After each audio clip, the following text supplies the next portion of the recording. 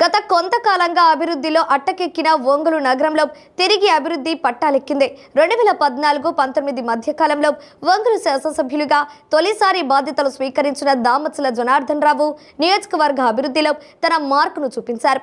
అనంతరం జరిగిన సార్వత్రిక ఎన్నికల్లో వైసీపీ ప్రభుత్వం కొలువు తీరడంతో ఎక్కడ వేసిన గొంగలి అక్కడే అన్న చందంగా ఒంగోలు నగరం మారింది. గత టీడీపీ ప్రభుత్వం 100 కోట్లు వెచ్చించి నగరాన్ని అభివృద్ధి చేస్తే తర్వాత వచ్చిన వైసీపీ ప్రభుత్వం అభివృద్ధిని విస్మరించి పాలన సాగించింది. తిరిగి 2024లో జరిగిన ఎన్నికల్లో కూటమి ప్రభుత్వం అధికారంలోకి రావడంతో అభివృద్ధి పనులు మొదలైనాయి. ఒంగోలు శాసనసభ్యునిగా రెండవసారి బాధ్యతలు స్వీకరించిన దామచల తిరిగి అభివృద్ధిపై దృష్టి సారించి తనదైన శైలిలో ముందుకు నడుస్తున్నారు. ఈ క్రమంలో పారిశుద్ధ్యంతో పాటు నగర సుందరీకరణ, రోడ్ల విస్తరణపైన ఆయన ప్రత్యేక దృష్టి సారించారు.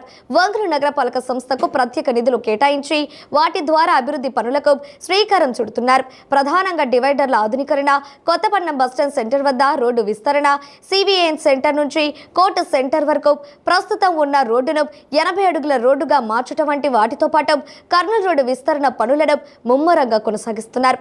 ఇప్పటికే నగరంలోని ప్రధాన రహదారులన్నీ కూడా వివిధ రంగులతో చూపర్లను విశేషంగా ఆకట్టుకుంటున్నాయి. గడిచిన 5 సంవత్సరాల వైసీపీ పాలనలో అభివృద్ధికి నోచుకొని ఒంగోలు పట్టణం తిరిగి కూటమి ప్రభుత్వం అధికారంలోకి వచ్చిన తర్వాత అభివృద్ధి శోభను సంతరించుకుంది. మొత్తంగా ఒంగోలు నగర అభివృద్ధిలో దామచల జనార్దన్ పాలన ప్రారంభమైందని ప్రజలు హర్షం వ్యక్తం చేస్తున్నారు. మన ఒంగోలు నగరపాలక సంస్థ పరిధిలో మన గౌరవ శాసనసభ్యులు ఒంగోలు శ్రీ దామచల జనార్దన్ రావు గారి యొక్క సూచనలతో వారు పట్టణంలో అభివృద్ధి చాలా వేగంగా ముందుకు తీసుకెళ్లాలనేటువంటి ఆలోచనతో ఉన్నారు.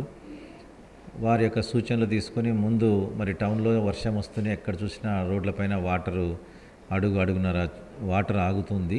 సో దీన్ని ఈసారి వర్షాకాలం వచ్చే లోపల అలాంటి పరిస్థితి ఉండకూడదు, వాహనదారులకు ఎవరికి ఇబ్బంది ఉండకుండా ఏం చేయాలనేటువంటిది మేము టౌన్లో అంతా పరిశీలన చేసి ఎంక్రోచ్మెంట్స్ ముఖ్యంగా చాలా చోట్ల ఈ షాపుల వాళ్ళు డ్రైనేజ్ పూర్తిగా ఆక్రమించడమే కాకుండా రోడ్డు భాగంలో కూడా ర్యాంపులు వేసుకొని వాటర్ రోడ్లపైన ఉన్నటువంటి వర్షపు నీరు లోపలికి వెళ్ళే మార్గం లేక రోడ్లపైన నిలబడుతుంది. దాన్ని మేము గుర్తించి ఇటీవల ఆర్టీసీ బస్టాండ్ దగ్గర నుంచి మనం చూస్తే అదంతా కూడా ఎంక్రోచ్మెంట్స్ తీసేసాము. దాదాపుగా 12-15 అడుగుల రోడ్డు విస్తరణ జరిగింది. సో డ్రైన్ని కూడా వెనక్కి మార్చేసాము.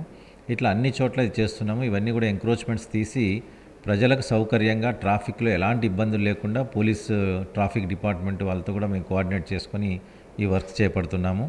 అట్లాగే మనకు ఈ సిఎన్ క్లబ్ ఏరియా ఉంది, పొట్టి శ్రీరాములు విగ్రహం దగ్గర నుంచి కూడా కోర్టు వరకు అక్కడ కూడా మాస్టర్ ప్లాన్లో 80 ఫీట్ రోడ్డు ఉంది. ఈ 80 ఫీట్ రోడ్ని కూడా అమలు చేయబోతున్నాం.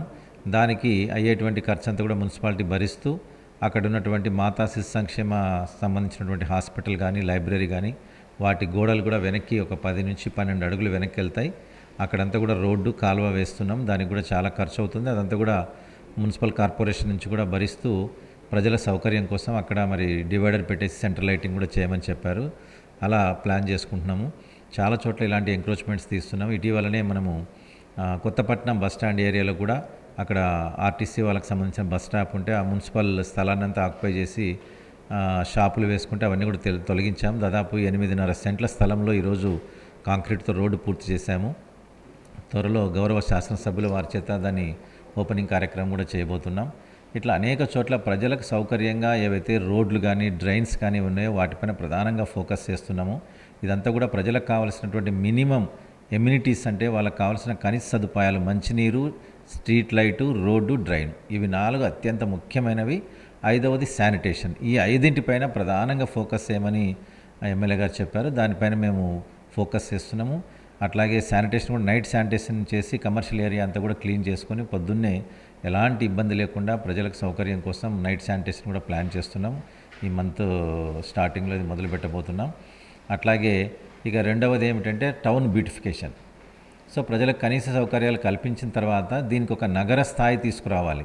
ఎందుకంటే నగరం అభివృద్ధి చెందుతుంది, సుందరంగా ఉంది అంటే చాలామంది ఇక్కడ నగరంలో ఉండేదానికి ప్రజలు రావటం, వ్యాపారులు రావటం, చాలా వేగంగా వ్యాపార కార్యకలాపాలు జరుగుతున్నాయి. నివాస యోగ్యమైనటువంటి కొత్త నిర్మాణాలు, కన్స్ట్రక్షన్ జరుగుతున్నాయి. రియల్ ఎస్టేట్ విస్తరిస్తుంది. కాబట్టి టౌన్ని కూడా సుందరీకరణ చేయాలనేటువంటి ఉద్దేశంతో డివైడర్స్కి అంతా కూడా పెయింటింగ్ వేశాము.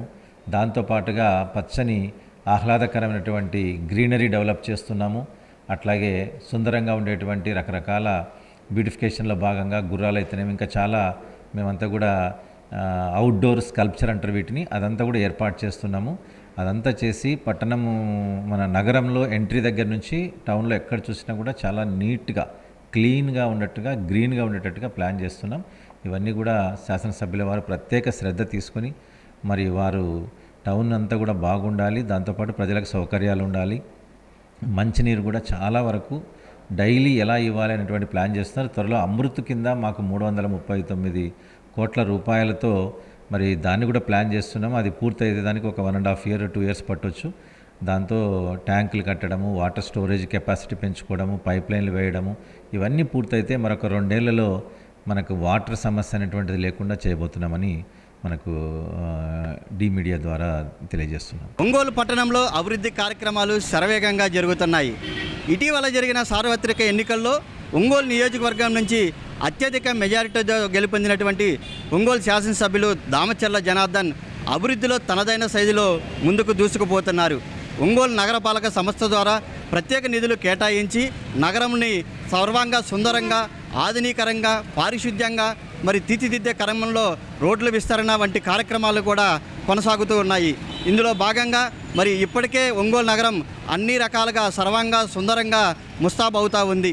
గత 5 సంవత్సరాలు అభివృద్ధికి ఆమడ దూరంలో ఉన్నటువంటి ఒంగోలు నగరంలో తిరిగి అభివృద్ధి శోభ సంతరించుకుంది.